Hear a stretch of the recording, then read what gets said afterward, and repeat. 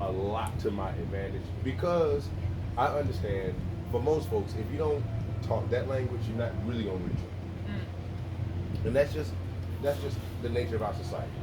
Okay. Well, I don't have a strong background in Christianity or religion at all.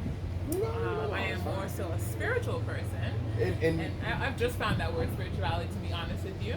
I thought that I had to be religious. And then I realized that I love to dance and I feel inspired when I dance. And I was yeah. like, is this a form of religion or spirituality? And someone was like, yeah. Yeah, spirituality. How do you think that now people made it rain when they did those, they called it rain Rain dance. dances. Yes. Yes, it was actual dances because you're actually channeling energy. Again, going inside. Okay. The kingdom of heaven is within. Got Okay? it. It's written in that book that everybody wanna beat everybody over the head. Right. Okay? The book that is practically the same no matter what religion. Right. And it's copied from the So he doesn't know this, but we're already recording, and I did that so you guys can see where the premise of this conversation came from. And yeah, yeah. yeah. See, I got him. Got it. And this all came about with us both realizing that we feel like we guide ourselves, especially when we meditate and we trust and believe that everything already exists for us Facts. and we are the creation of our reality. And as I was pondering how to bring this conversation to you, I was speaking to Mike and I was like, yo, let's just talk about it. Let's just talk about it and see what comes out. And because he has a background in Christianity, you can relate to him if you are in that space now.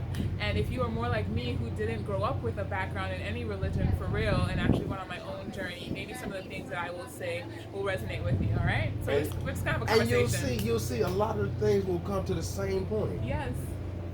You can get to Atlanta Ooh. from I-20 East and from I-20 West. Right.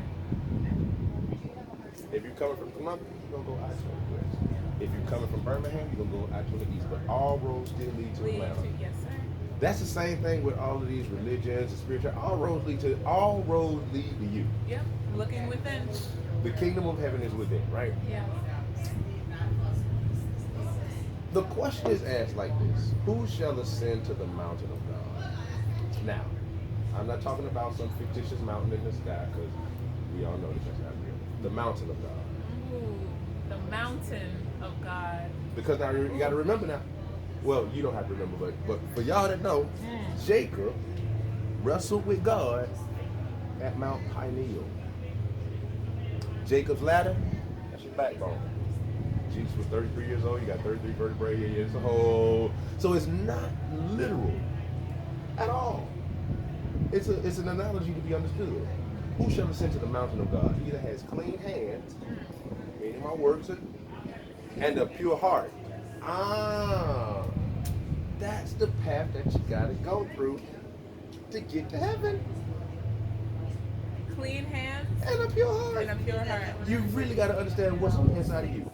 And can't nobody tell you that. Can't no book tell you that. Can't no Bible, no Quran, no Torah, no nothing, no ancient manual. You the only one that's gonna figure out what's in your heart. Yes, sir. Only one.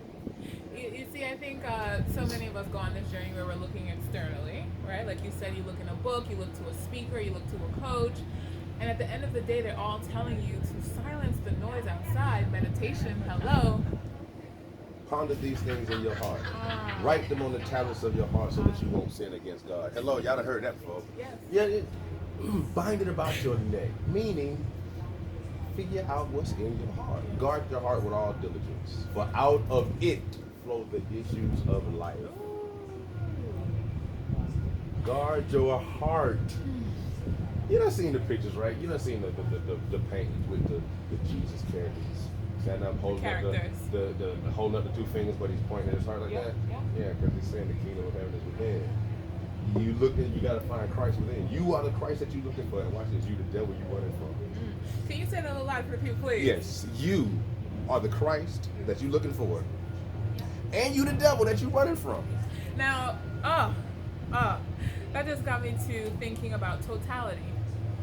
And how often we look at life, and I've been there, I sometimes still do it too, right? I am also retraining myself in accepting the totality of life. We have this devil on one side, angel on the other, good, bad, hot, cold, up, down.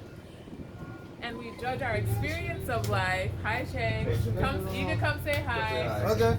What's up? This is Shay, Hey. dancing specialist. Dancing.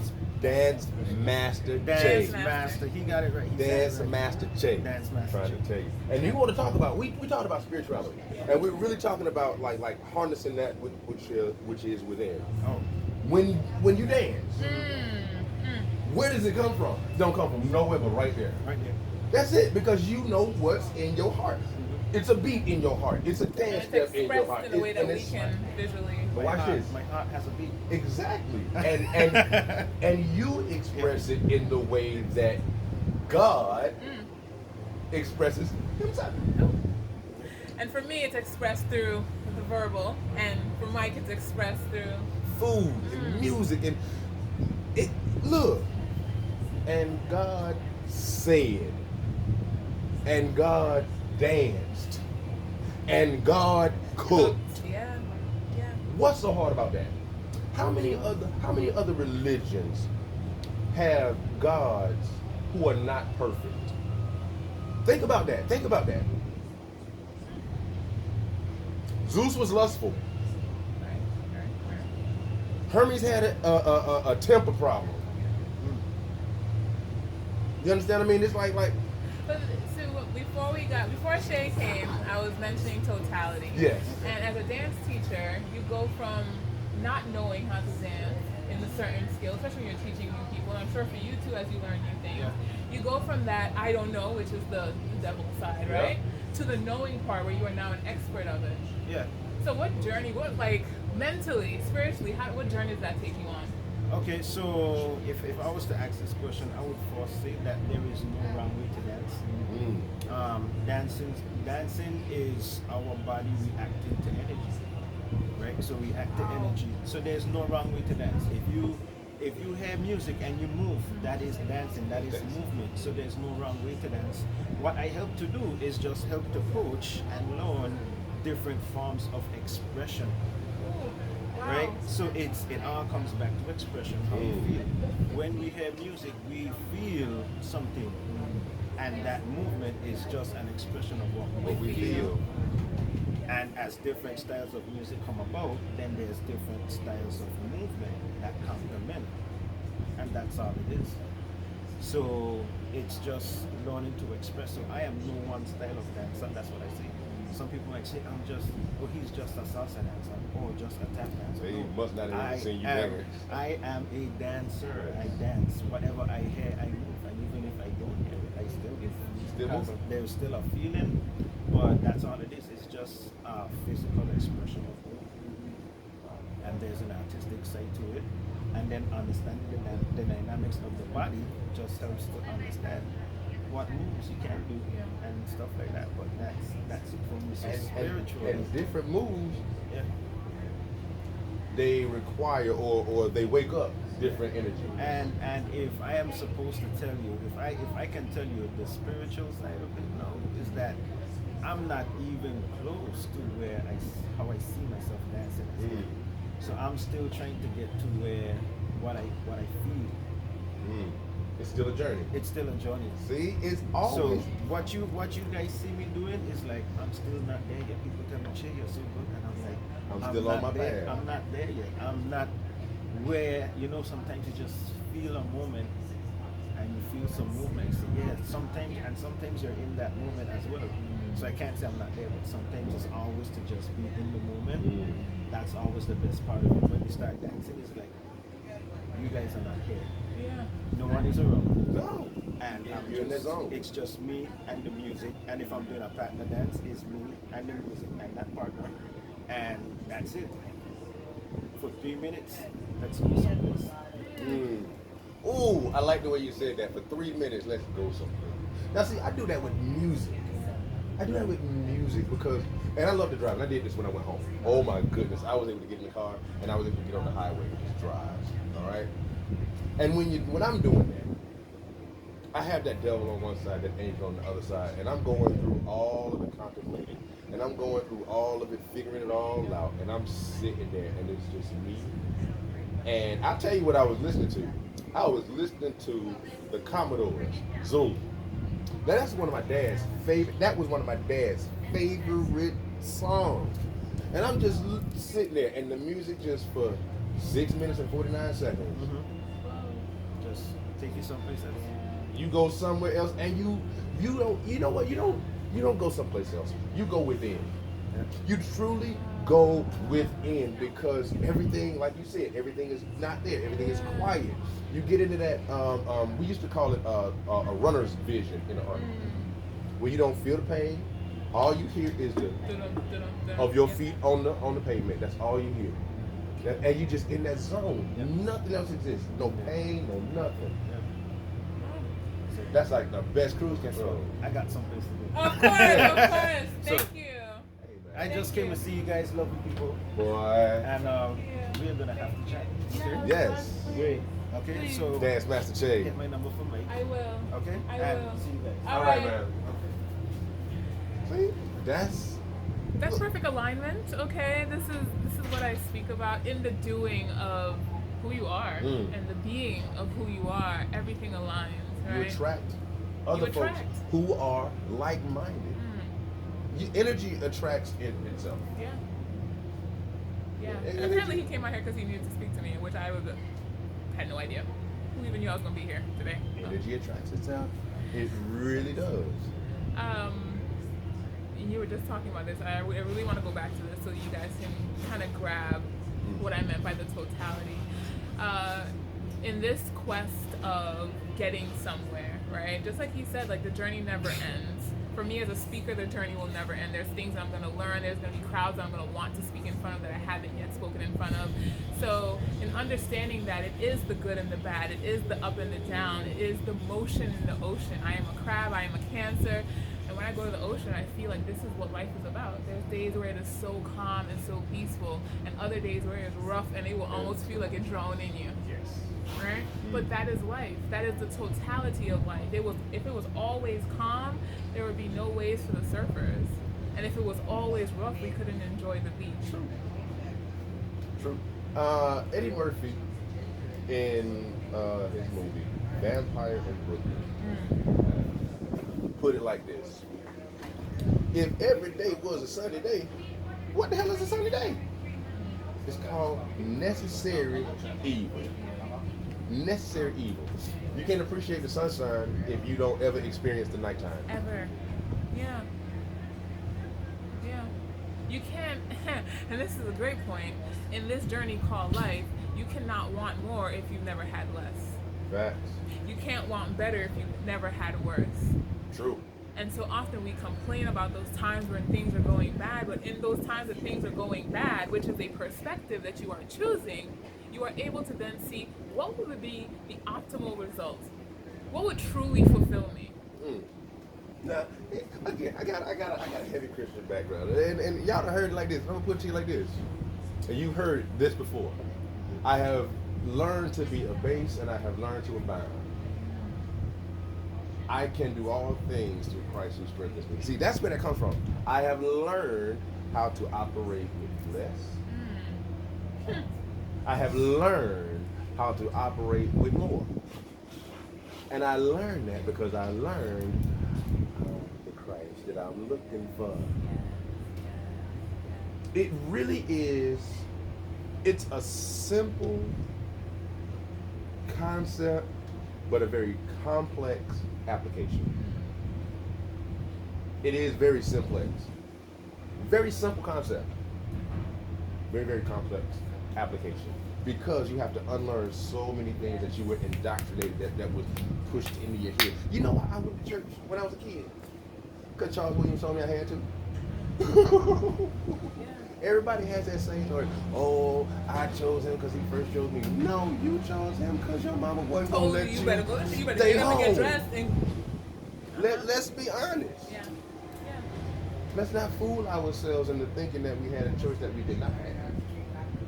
And the only reason it's a conflict now is because we actually have the choice to find our own paths and make our own paths, or still go with what we were taught, because I don't want to feel like I'm disrespecting mama, daddy, grandmama, granddad. I don't want to step on their toes. But the last time I checked, even that book says, work out your own soul salvation with fear and trembling. Look. Let me not even go there. They tell you on the doggone airplane when you get on the plane, in their safety briefing, in the event that this cabin loses pressure, an oxygen mask will fall down in front of you. Even though it does not inflate, oxygen is still flowing over your nose, around your head, and tighten it like that. Secure your mask first before attempting to assist someone else, even your child. First the natural, then the spiritual. Y'all better catch that. Y'all better catch that. Let me tell you something. There's no way that you can pour from an empty cup. I cannot give to you unless I've given to myself first. A sick person cannot heal a sick person. A poor person cannot help a poor person. So if a plane is going down, my friends, your oxygen first, so you have the oxygen enough to pull down the other mask and put it on your loved one, or put it on the person next to you. If they're not doing it for themselves, because they have a responsibility to do it for themselves. Until you get to a certain age of accountability, you're fine. Okay. Kids, yeah. But I'm still gonna put mine on first. Yep. And then I'm gonna help y'all. But after a certain point, you have an obligation to yourself. You have an obligation to actually attempt to save yourself. See, this is a complex topic for me when we talk about kids. Obviously, I don't have any children as yet. I got 4. Yeah, I am the eldest of 4, however, and I truly believe in trusting that we have this innate power from the time we are born. And as parents, I think and I appreciate everything my parents have done for me, but I think where the error was, and maybe there's no right or wrong, right? What they did that I think I probably will not do is coddle my child, because I want you to learn from the youngest age that you are fully capable of taking care of yourself. There is no predictability about when I am going to leave this earth. We don't know how long I'm going to be your mother. And if I raise you in a way where you have to hold on to my thigh for everything, what happens when the thigh is gone? See, when I came home from New York, there was a little expectation, just a tiny little bit, that if I needed anything, my parents had my back. And it was brought to my attention real quickly that you were gone for 10 years. We have one baby left. We're no longer in the child raising parental duties part of life. And I was like, cool. I was able to accept that because the reality was that I had been on my own for so long. And just because I moved back to the Virgin Islands didn't mean that I now moved back under my parents' tutelage. And I think when I talk to people about it, they're kind of like, what the hell? Like, your parents should hold you down. While I understand that, I also accept and I'm very grateful for the fact that when I asked my dad for stuff, he was like, I don't have the contact. You got to find it yourself. And it allowed me to establish my own relationships, not based on, oh, you're Russell Harrigan's daughter, but you are Sarah Elizabeth Harrigan with your own skill set, your own intention, your own purpose, your own love and zest for life, and your own people to impact. I'm not going to impact the same people my father impacted. I'm a wholly different person. So in that, putting the mask on first, I think teaching your children from a very young age that you have a purpose, you have power, you are God within, you have everything you need. Do what you need to do to take care of yourself. And I'm gonna go even further. I'm gonna tell you, if you tell your children, your babies, from the time that you can hold them, you really can fly. Y'all will be surprised when there ain't no traffic in Road Town, because baby girl done actually flew from East End or West End to town because she had. Yeah, y'all don't play with me. Don't tell me what you cannot do. Don't tell me what limitations we have. No. I'm sorry. I refuse to accept it. And the only reason we don't do those things is because we do accept limitations. We do. We accept limitations. Yeah. It's actually, when you think about it, it's very harmful when people tell you what you can and can't do, because they're telling you that based on their brain. Their brain and And what you someone have- else told them. Exactly. So you have to live in their box. Yeah. Yeah. And how many people right now are frustrated because they're trying to live a life to please somebody else's brain? Yep. They I'm told me I sorry. couldn't be a musician, so I'm just gonna go work at the moorings. Yeah, you know what I'm saying. I can't be a boat captain, so I'm gonna just go and get this job at FSC, and I'm gonna just sit Yeah. behind the desk. That's all. Yeah. But that person, and there's no fault in what they're telling you. They're only telling you that because someone else told them something limiting. And they believe And it. they believed it, and they want to protect you. I promise you, at the core of all of those conversations, someone is trying to protect you. But you cannot be protected from failure, because in order to succeed, you have to fail first. You have to fail forward. Every time you fail, you are learning something new. And that self within is becoming clearer. I read something yesterday, day before yesterday. It said, you know the difference between the master and the student? The master has failed more times than the student has ever tried. Ooh. I tell young folks when I talk to them, look, I don't talk like I know everything. I just know I done been wrong more than you have. I done had more experience of being wrong than you have. I got 25 years on you. I got 25 years ahead of you being wrong.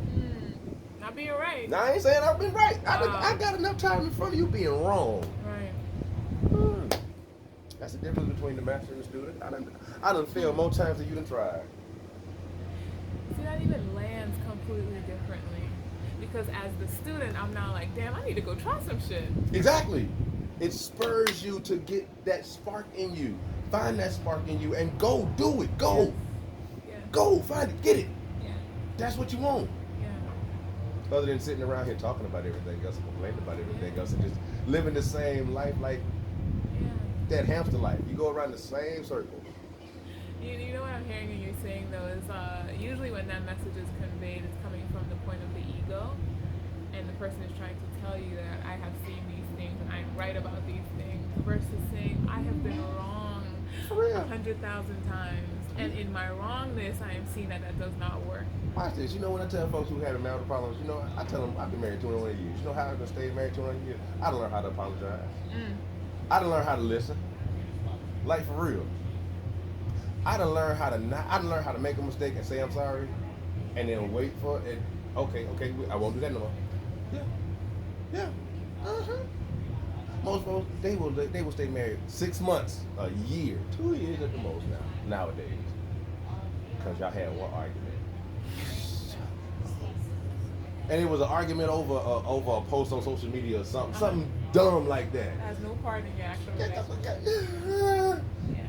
When y'all arguing like that and y'all ready to throw in the towel, I'm gonna tell you straight up, y'all shouldn't have got married in the first place. How long was y'all fooling yourselves before y'all made this big financial mistake? Excuse me. Did you hear what he just said? Financial mistake. Financial. The marriage was a financial mistake. Okay, carry on. Because from this point on, half. That's all that is? Half. How long y'all gonna fool yourselves over half? Like for real, is it really worth it to amass all of this stuff only to be half-heartedly happy? Or half-heartedly in it.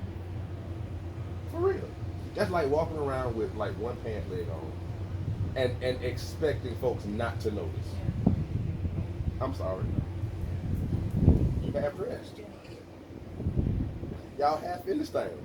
Ooh. And it's ooh. clearly seen. Ooh. You know, you were just talking about marriage, but I think that is how 99% of human beings approach life.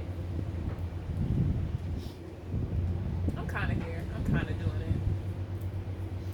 You know, I'm on my job, and I ain't really doing it. I ain't really doing it because I don't want them to think I done drunk the Kool-Aid. How do you not want to be your very best? I never understood that. Why would you not drink the Kool-Aid when you the Kool-Aid?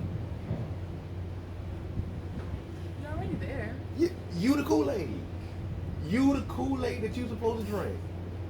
I ain't gonna drink the Kool-Aid because I don't want them to be talking about me saying, "Oh, why not?" They gonna talk about your. Regardless. My grandmama always told me, Baby, they talked about Jesus Christ. They're going to talk about you if you're doing good. They're going to talk about you if you're doing bad. Do your best to just give them something to talk about.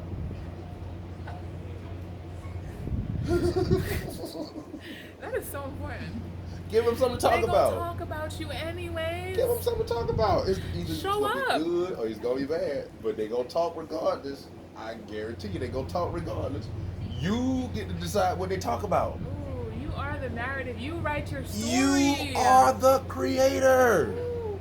Hi, creator. Now, the reason it says guard your heart with all diligence, because out of the abundance of the heart, the mouth speaks. If it's in there, it's gonna come out. Yeah. If it ain't in there, it ain't gonna come out.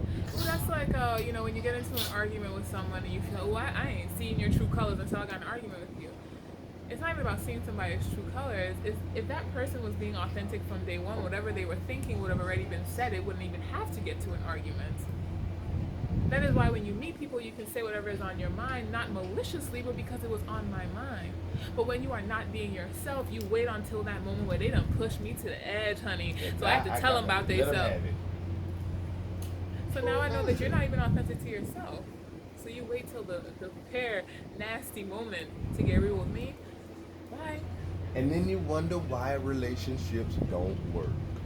It's not because of what you said, it's because of who you are. How can I be with somebody who is not themselves? I don't give a fuck about what you said. But you waited 7 months to tell me that shit? You've been thinking about it since the first week we met? What else are you hiding about yourself? Thank you. Let me sound just a tad bit superficial and a tad bit surface with this particular point, because it's along the same lines. I feel the same way, and again, this is my opinion. I feel the same way when I see fake eyelashes, wigs, makeup, looking like you're ready for your final close-up in the casket. That's what it, I'm sorry, y'all. That's what it looks like. Augmentations. Unnatural.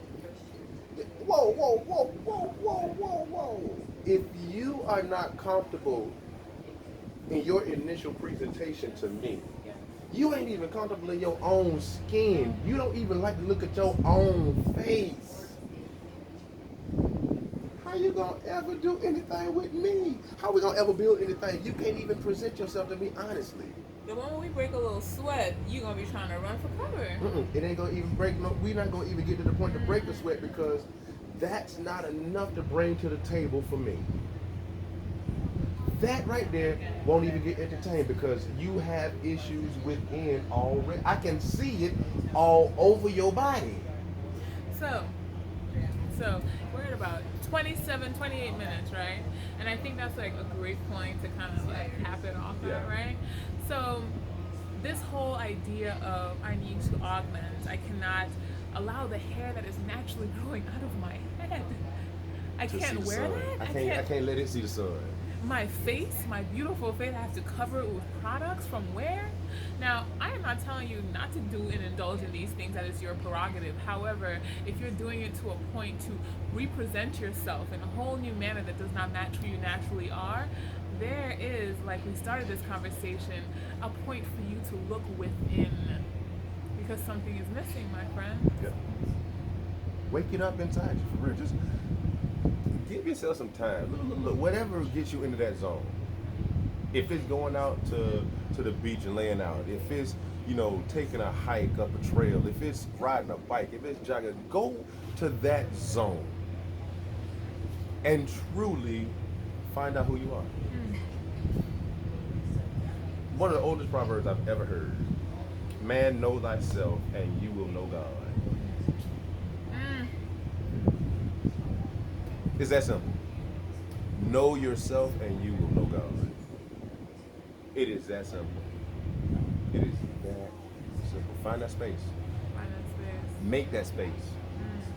You make space for everything else. Make that space. Even if you got to kick everybody out the bathroom while you sit in there and contemplate for 3 minutes.